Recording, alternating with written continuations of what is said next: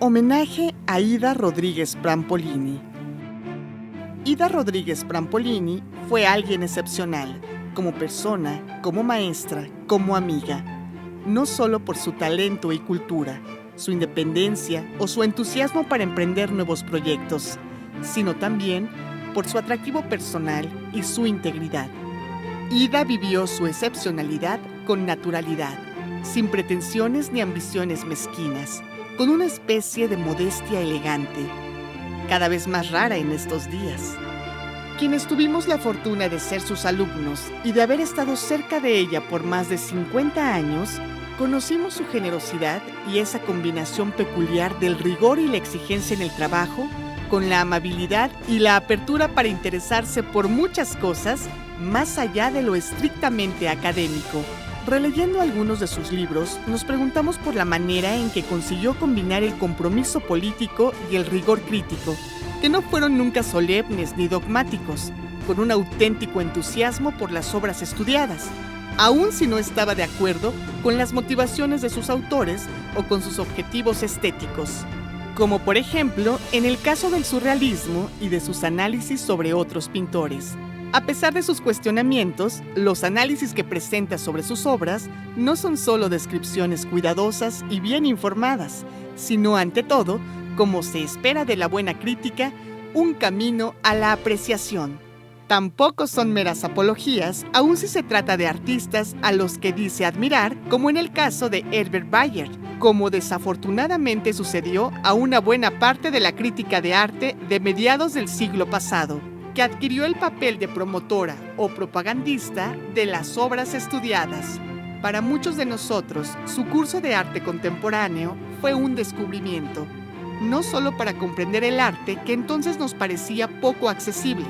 sino para entender otras maneras de vincularlo con la vida. Su libro, El arte contemporáneo, esplendor y agonía, se convirtió en lectura obligada y referencia para cualquier discusión sobre esos temas en la universidad y fuera de esta.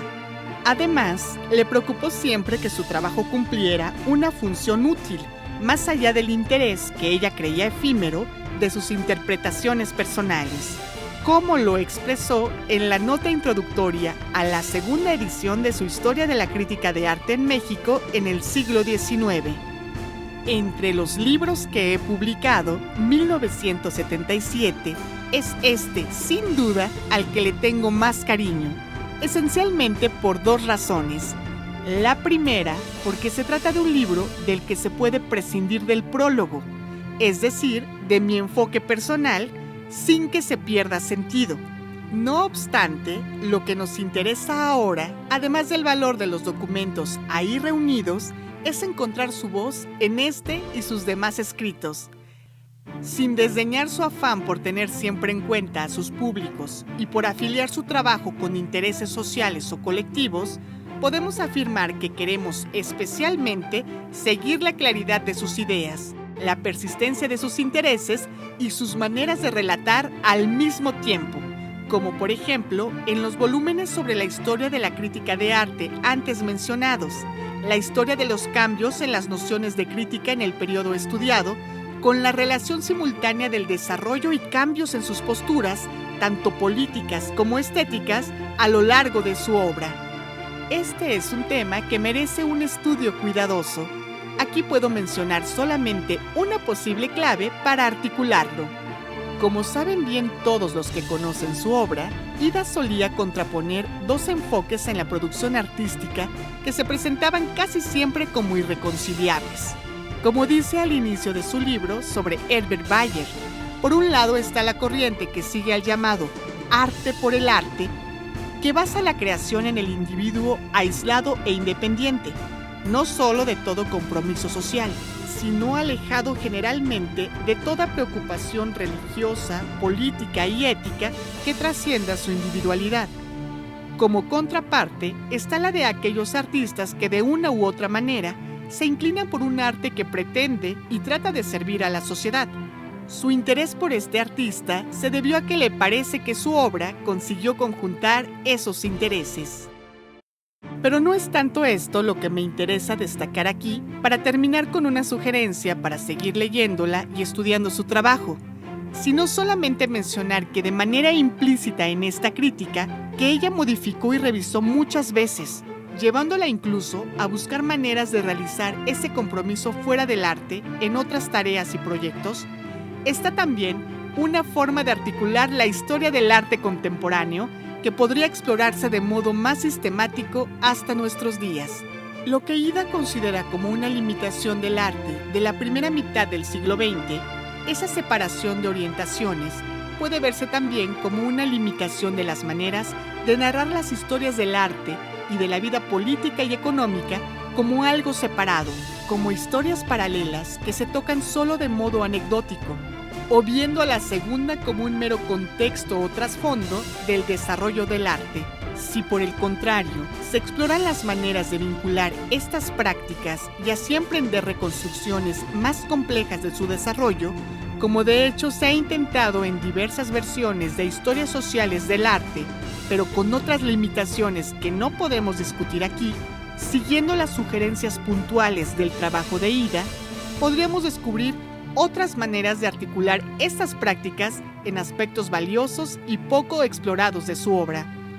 Ida propuso también nuevas categorías para estudiar las artes en México y Latinoamérica, como la de arte fantástico, considerando sus diferencias y contextos puntuales, en vez de extender simplemente términos acuñados para el arte europeo, como en este caso, el de surrealismo.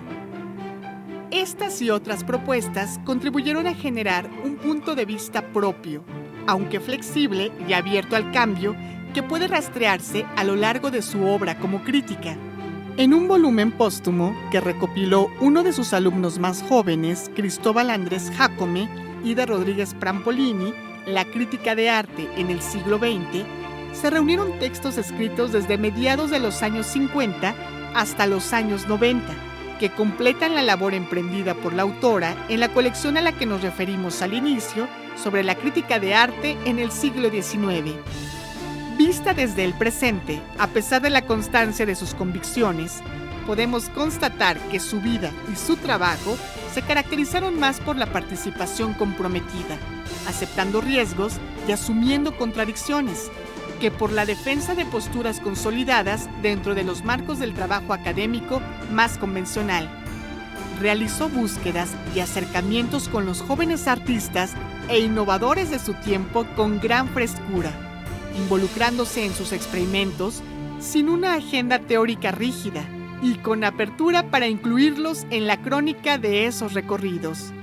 Por su historia personal, fue testigo desde adentro de muchos de esos intentos de redefinición de la práctica de las artes, conjuntando el trabajo de la crítica distanciada con el de los agentes del cambio.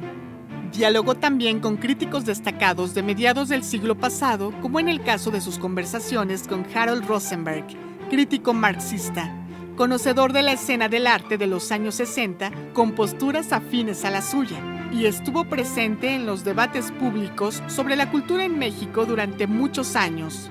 Dejó un rico legado en sus textos y en la memoria de los que tuvimos la buena fortuna de conocerla de cerca. Doctora María Herrera Lima,